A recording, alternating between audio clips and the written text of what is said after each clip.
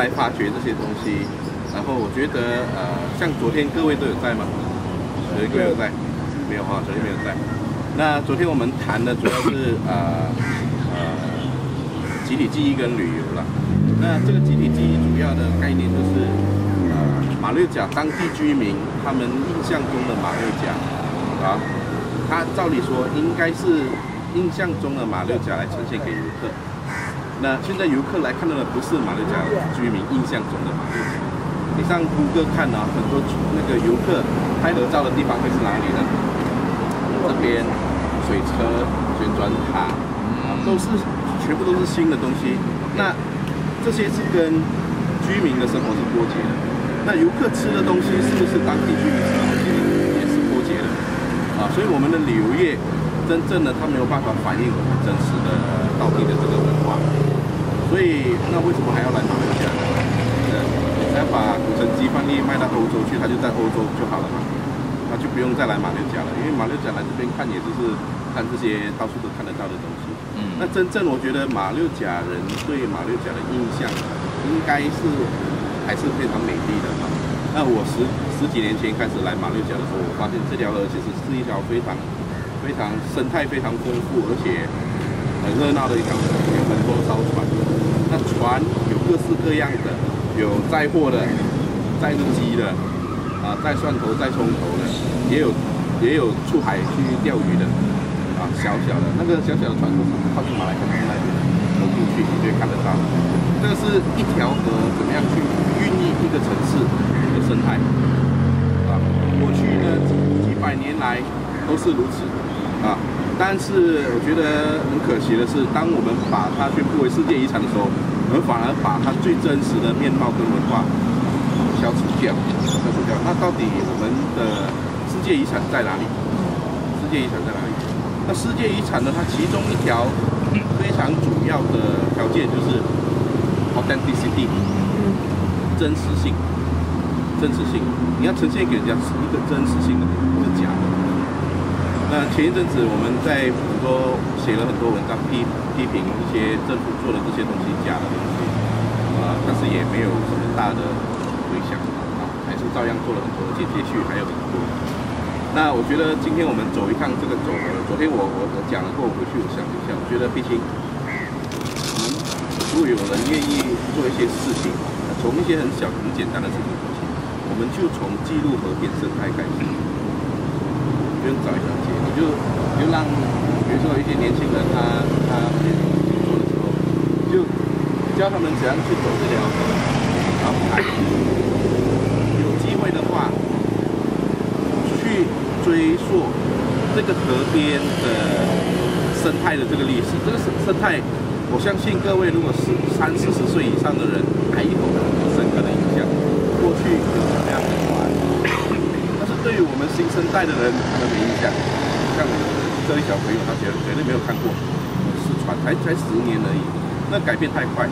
所以我觉得这个趁可能现在住在这个建筑物里面的人，他们里面曾经有一些人，或者是现在他还住在这边，可能还曾经做过这一些工作在5、6年，这些人就渐渐的搬走。我觉得这个是很重要的一段时间。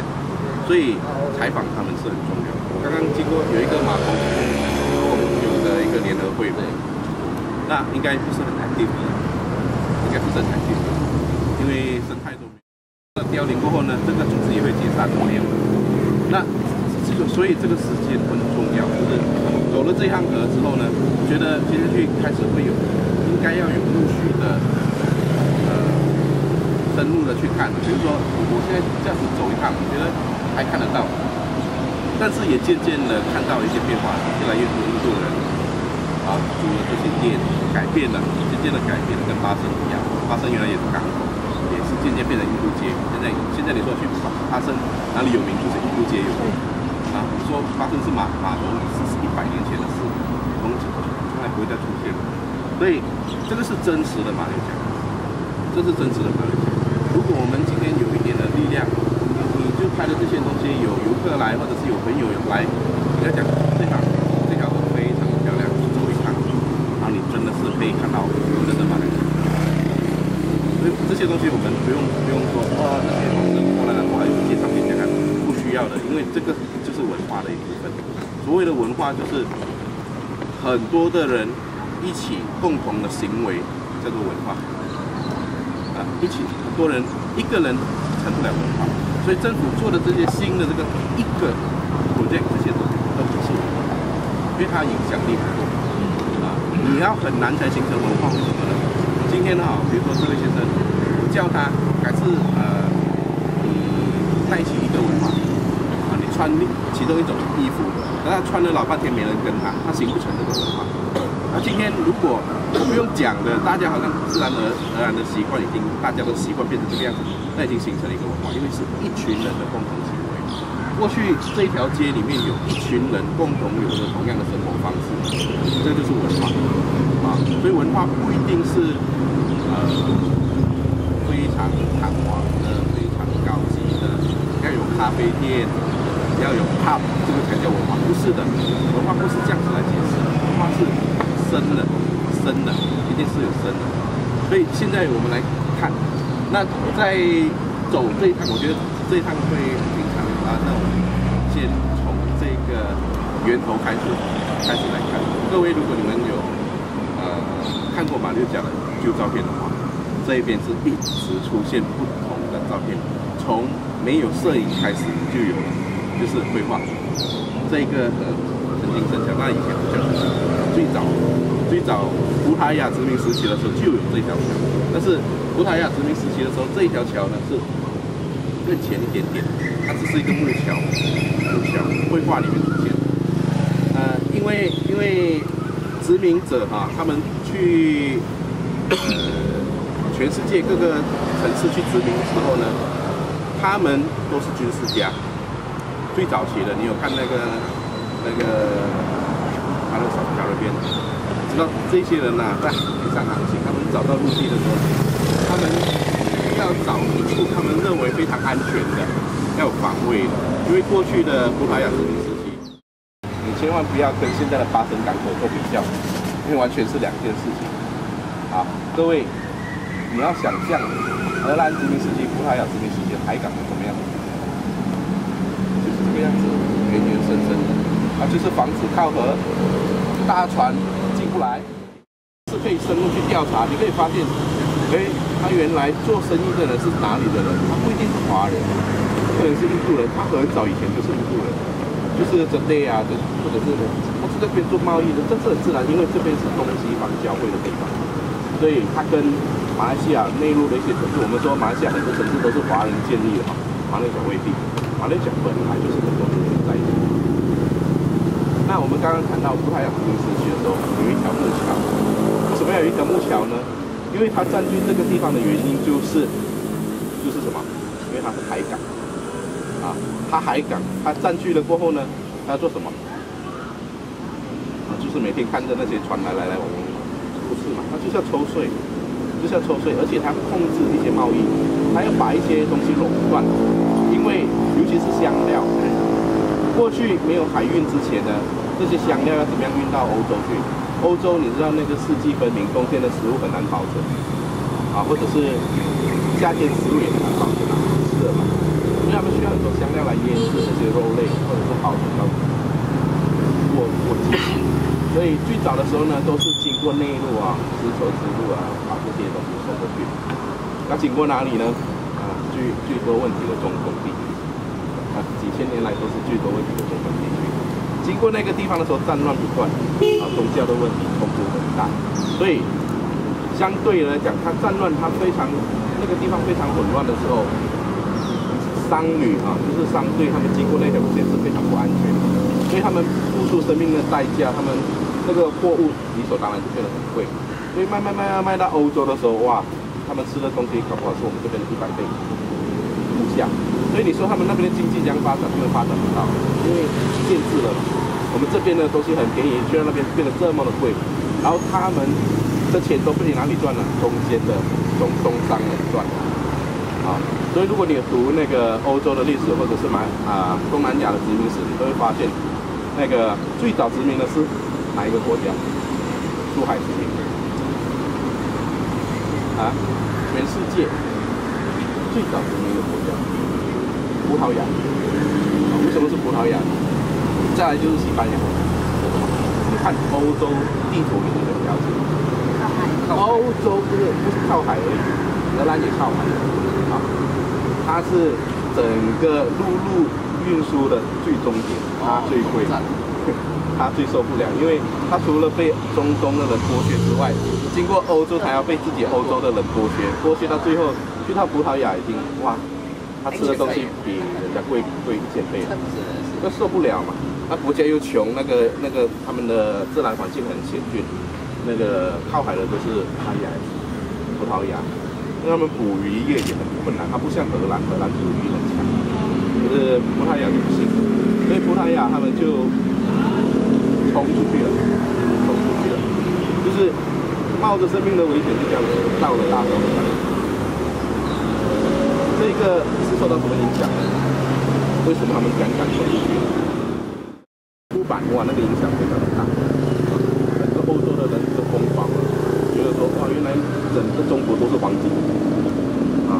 他们想象中国都是黄金，一定是黄金的房子，都是黄金做的，他们就要冲出来。OK， 所以葡萄牙人呢，就因为他们不可能以前的船不可能一下子就飞到马六甲来，不可能，那是经过几十年、几百年的，那是渐渐的从欧陆那边去到非洲，你们听过好望角的故事嘛，对不对？经过一个大风浪把它吹到另外一边去，本来是过不来的，那就经过这样子的历史呢，渐渐的，你看啊，你可以以前的航海路线就是点状的，就是它到某一个港口就停，成立一个殖民。再来，那这些殖民城市呢？葡萄牙王室有这么多钱吗？他每到一个殖民城市，葡萄牙王室就给100亿，你们去发展吧？不可能的。所以他们一定是剥削当地的人。他们去到这个城市的时候呢，他就开始怎样收税、征税就开始把这个地方，或者是用奴隶的制度，把这个地方盖城堡啊。所以来到马六甲的时候已经是多久？1511年了，大概跟他们最早出来殖民的时候相差不到100年了，他们是因为宗教的力量还有这个商的这个需求来到这一边的。他们怎么样来？他是用打的，就跟马六甲王朝打，因为他们是那个时代的殖民策略就是这样。到了英国殖民就不一样，英国殖民是用很多手段的来跟你谈得过签约去割地。英国人是用这样，所以他不流血，他就占了很多地方，全世界。但是葡萄牙那个时代比英国殖民早了200年，你要知道，所以不能完全比较。那葡萄牙来到这边的时候，刚刚讲收税，他这样收，难道你站在这个河口啊，那个船经过你就会骑过来给税，他就不来嘛？兴旺是因为他很强盛，他强盛到他说我可以保护你们在这边休息。买水交换没有冲突，这是一种开放的心态。你现在的经营商港的条件也是一样，你必须要免税，你的商港就像新加坡，安全免税，你的这个商港就会很兴旺。过去的马六甲王朝就是这样。那葡萄牙人来到这边殖民的时候呢，就觉得哇，这个地方有看头，就是有的赚啊。就打了下来，开始在这一边占据了，但是他们的人很少，几十个人而已，10个人。葡萄牙殖民时期有人口统计的。那个我以前上课的时候，老师给我们看过，相对于这边几千人，那边才几十个人，他们可以几十个人管理这么多，靠武力，他们大炮比人家大，比人家大的。你看以前的城堡，大炮不只是向海，也是向这边。对吧？所以他们是这样子管理这边，所以强制性的征收税务，他们要经常过来这边，所以那个桥啊很重要，那是一个兜来的，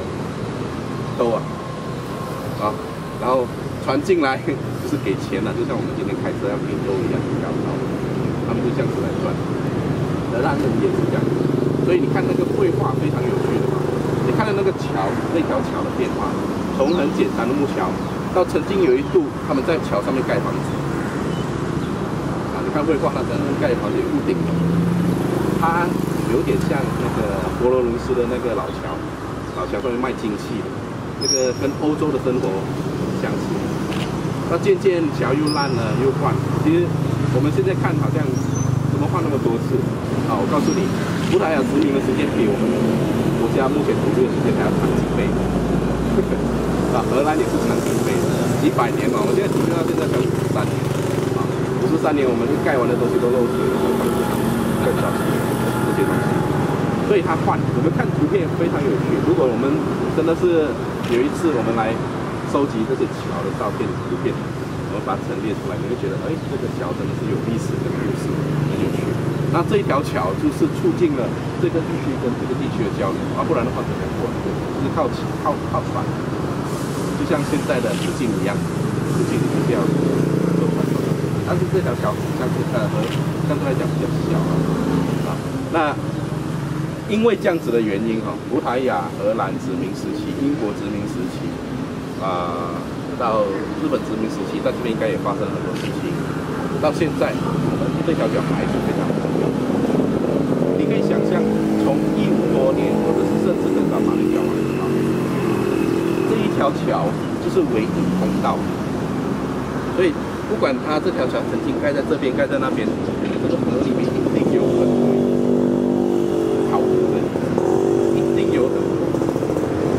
现在有没有我们很难说，因为据说都已经掏空了，掏空了，因为要美化这条河。其实这一条河跟这个地面上是很多考古，考古不一定是考几千万年，考古有很多的。如果你们有对考古有点概念，就是说考古是在地面层以下就是挖，有一定的深度，它就代表某一段的文明，对不对？有时候文明会中断，它就变成那边你会找到一些古吸血啊，人的骨头什么，可是接下来有一段深度是空的，就代表这个城市在那一段时间空了、荒废了。可能再深一点，你又找到另外一段。在欧洲，他们都是有很深厚的历史。历史我们用深厚来谈，就是因为这样子的关系。马六甲是马来西亚里面有最深厚这一方面的历史啊，有最深厚的。真的，你现在你如果有机会挖下去的话，不得了，真的是这个地面下很多东西啊。那前一阵子我们在这边要盖旋转塔，后来就挖的那个，其实老实讲，他们早就知道那边有地方，只是他们认为投资这个东西一定要做到最可以赚钱的地方，所以就是这边嘛，最多人炒。现在那边没什么人去，算盘打破了，因为同时在申请的是免费的，它其实是被那个石村幸夫日本的一个教授给他们压力，他们才停工。不是说他发现，是他们给他压力说，你继续干下去你就没了，就申请了，没就停工。那停工的时候就挖，我们那个时候毕竟也在看，挖很快速，不是靠谱，而且它是外劳在挖，不是靠谱在挖。其实如果我们真的是懂得经营旅游哈，我们的政府可以把这一片变成考古现场，就委托马来亚大学、UTM 哪一个大学都好，有考古的历史学系的教授，每一年有3个月会把他的 Master Degree、PhD Degree 的学生带来住在马六甲，就在那边用扫把在扫标号拍照，拍照了过后旁边就有一个博物馆，有一些值得的东西就在那边展示。游客看完博物馆还可以来看现场看你们到底是怎样做考古，这个不仅仅具有教育意义，而且它一直会更新的。这个考古的发现不断，所以那个游客今天来了过后，他会想说5年过后我再来看看有没有新的东西。现在他一下子挖完了，你看跟10年后来看是一样，没有改变，这就好了。所以河很重要，这条河非常重要。当然这边被破坏一部分，就是在郊区还有。那河下面呢，这边的古董店卖很多那个破碗，那些东西都来自于这一边。各位，你们可以想象那个破碗是怎么来的？为什么河里面会有破碗？会有钱？钱搞不好是以前他们觉得丢钱去河里面就是许愿，搞不好有一段时间搞不好真的。如果你发现这一边特别多硬币，那肯定是。不可能是有一个人每天在丢钱，不可能的，一定是类似这样子的原因。所以这个也是一个趣味性的发现。那如果你在某一个角落你发现破碗盘啊、破汤匙啊特别多，就代表曾经搞不好200年这边是一个吃东西的地方。那些小贩卖面卖什么，卖完了之后破完了就丢到河里面去，他难道会回收吗？不会。所以这些丢了之后，碗啊这些都是重的东西，它不会飘来飘去啊，它会沉下去，沉下去就在那个范围里面，这些都是考古的讯息。所以马六甲的历史还有很多我们可以去还原的，让我们更了解100-200年前曾经这个地方是怎么样的。那我们现在已经是世界遗产，我觉得这一方面的工作是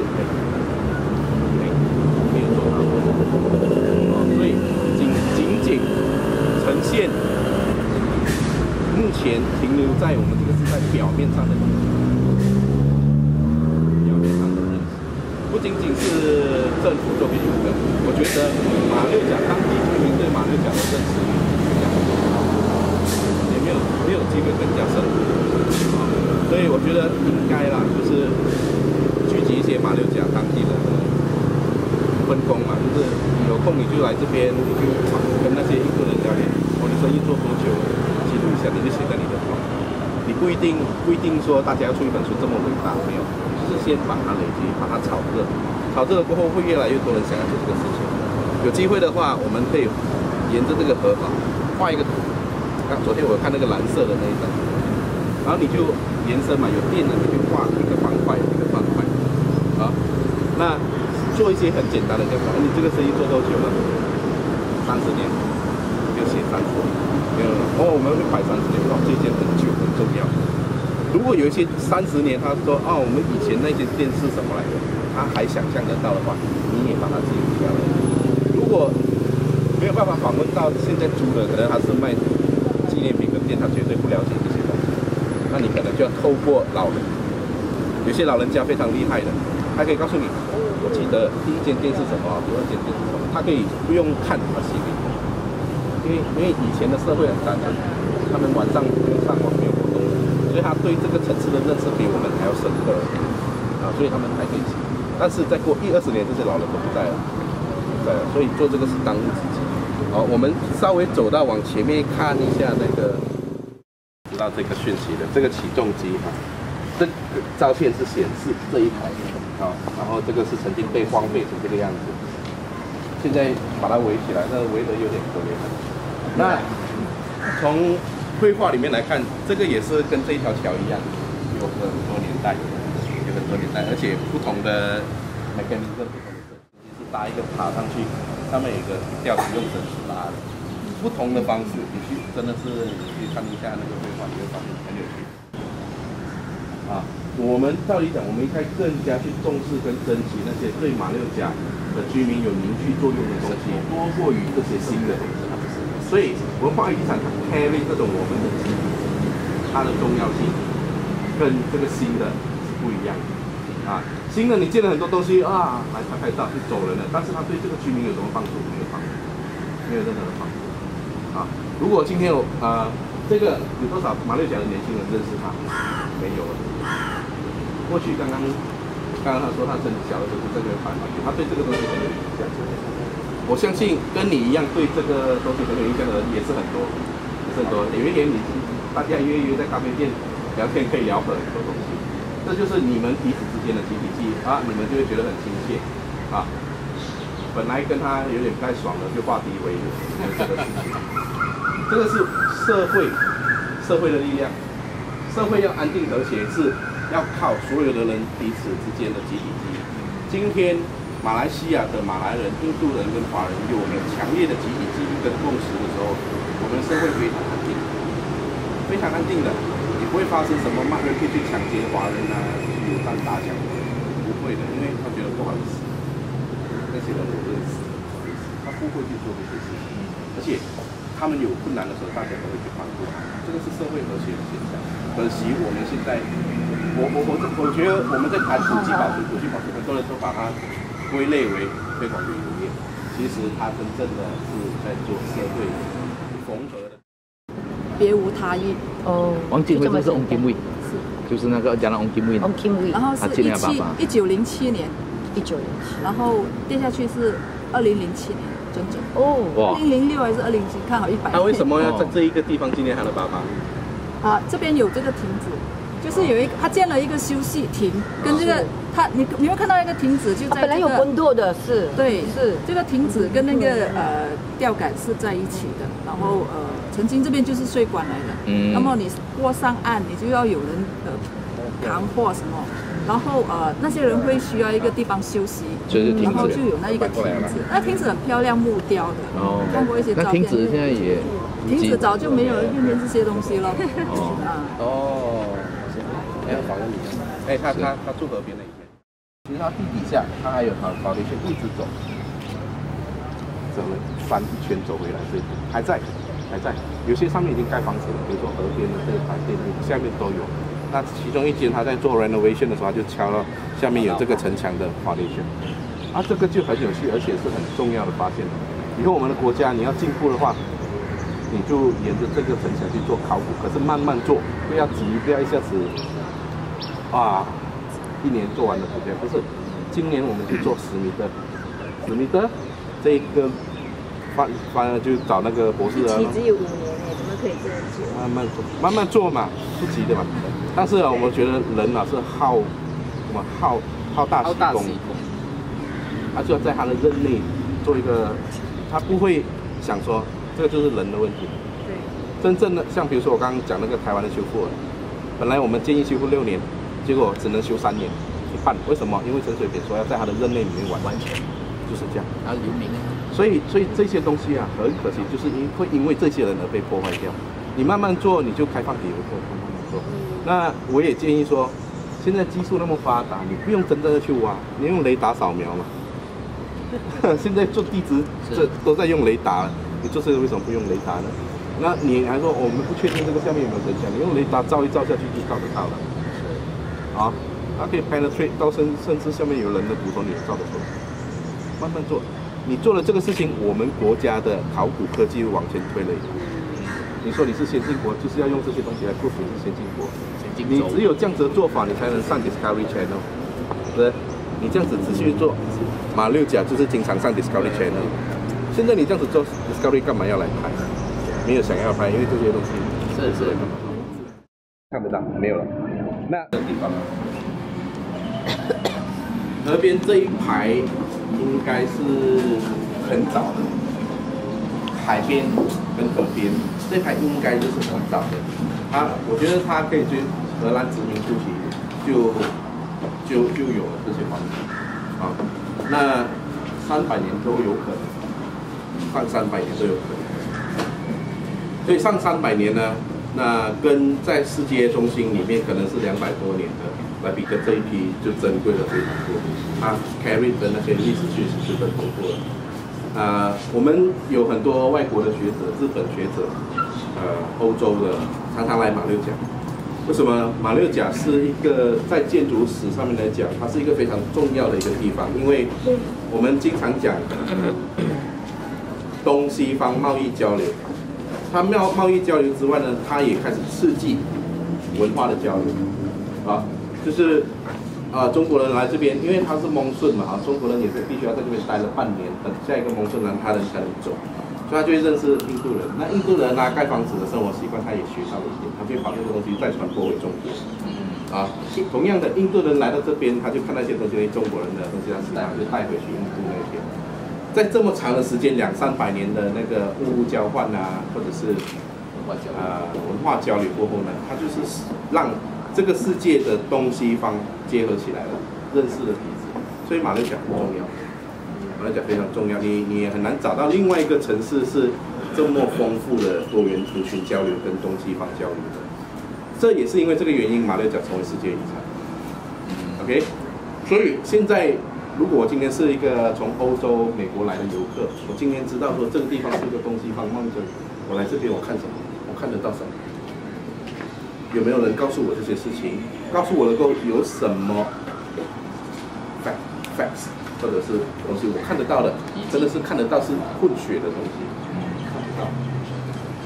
那这些东西会在哪里呢？它不会是宫殿式的东西，它不会是那种欧洲美丽，因为这个是纯正血统的欧洲的建筑物。混血的一定是在民间，民间的交流的这些地方，所以巴丹瓦利山做的那个，他说以前是荷兰人住的，不一定啊，可能是民间住，可是他是受到荷兰人的建筑的影响，他就因为殖民者他们的社会地位比较高，所以住在这边他是有钱的，他说我也想盖一个跟弹簧一样的，我要盖这样子的窗，就开始学西方的这些东西，人之常情啊。那现在我们不懂可以看到什么东西了，但是这一条河呢，从旧照片来看呢，那个屋顶非常漂亮，中国式的，是那我觉得这一条街是非常值得去开发，不是开发啦，就是去挖掘一下它的历史。除了我们就是把它变成 pub 之外呢，这条街除了变成 pub， 它应该要用另外一个角度来吸引人。你可能会想象到，我现在来这个 pub 喝酒，这个 pub 在300年前它一定是什么，这个才有趣。你来这个 pub， 你完全不知道这个建筑的历史，面对你就是一般的东西，到处都有。推缝就是这个砖跟砖中间的这一层啊，中国也是有用砖啊，西方也是有用砖，但是用砖的技术会有一点点不一样，所以他们可能会是从这些东西来判断这个是中国人带来的技术还是西方带来的技术，这是很深入的调查跟研究。如果他们真的是有办法研究出来的话，他就可以告诉你说，这些都是中国人盖的，肯定是中国人盖的，是吧？为什么呢？他可以跟你分析，你摆的这些石头是中国的花岗岩从中国带来的这个非常中国的元素。那但是其中这一栋呢，看起来不太像就是中国人盖的，它好像是印度那边的 contractor 来盖的，可是是几百年前的事了。所以这些研究谁来做？本地的人没有在做，本地的大学有没有兴趣？我认识很多是本学士都在做那还有一个，我以前在开始做硕士的时候呢，上了一堂课还让我很惊讶。我的老师跟我讲五角星，那是台湾的老师跟我讲五角星，可是五角星是哪里的？一个就是这边的，马来西亚跟新加坡的。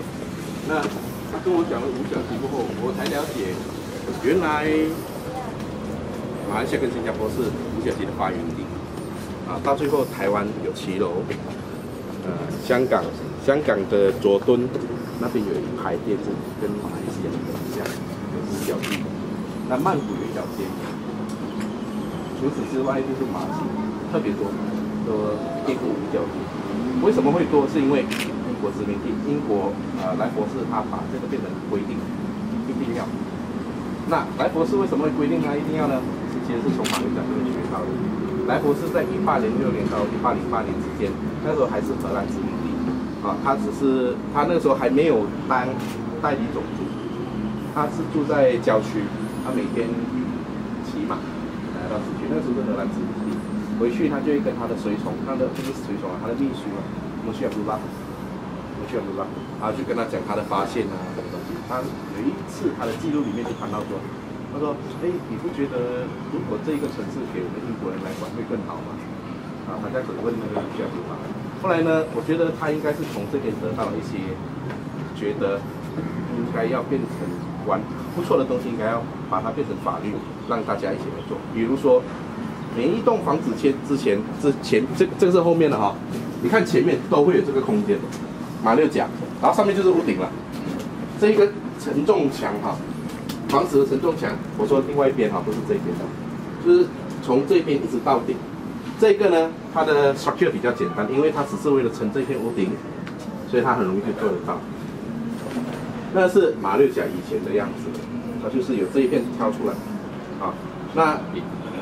挑出来，这地方在中国的建筑术语叫做骑楼英国人或者是荷兰人把它叫格兰达。那但是呢，缺点是。很多人的旁边就是墙壁，或者是开一个圆洞开一个扇子走不过去，有栏杆。那我相信莱佛士他是看到这样子，他觉得说应该把它变成法律打通。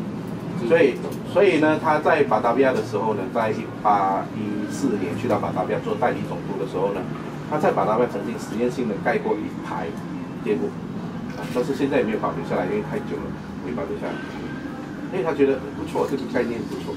后来1822年的时候，他1819年在新加坡嘛哈，3年过后1822年他就写了一个都市管理的法令，他就说沿着街道的两旁的店屋一定要留 continuous pathway， 他说是5尺宽，规定5尺宽。然后呢，为了要解决这个问题，就是说，那今天如果我是我的屋主哦，本来这个是我放遗址、放货物在卖，今天你说我叫我surrender出来，我一定是抗议嘛，赔钱啊，赔钱啊。他又不想要赔钱，啊，就是说你要贡献出来，但是我不想赔钱 ，OK， 他就找他的其中一个 engineer design 一个 prototype， 店屋的 prototype， 就说 OK， 你这边牺牲掉没关系，我教你把它盖在上面，教你如何把它盖在上面，就是他必须要有一个突破呢，就是说承重墙很简单，承重墙就是从地面一直叠砖叠到上面去，砖哈，它的厚度跟高度比 maximum 是15，就是说。如果它的厚度是这样子，它这片墙能砌的高度就是这一个的乘15倍，所以我们的一般上2层楼哈，其实要叠到很厚了，因为它乘15上去。所有的建筑物的力量就是这样子传到地底下去，这建筑就稳固。那当那个这边上面要盖房子的时候，盖房子哈，我上面还要放做仓库，要放东西耶，7楼。所以他就必须要把其中一片砖墙啊，把它放到上面去。你可以想象，下面要空，上面一整排砖，那是很 critical 的，很难做得到的。为什么呢？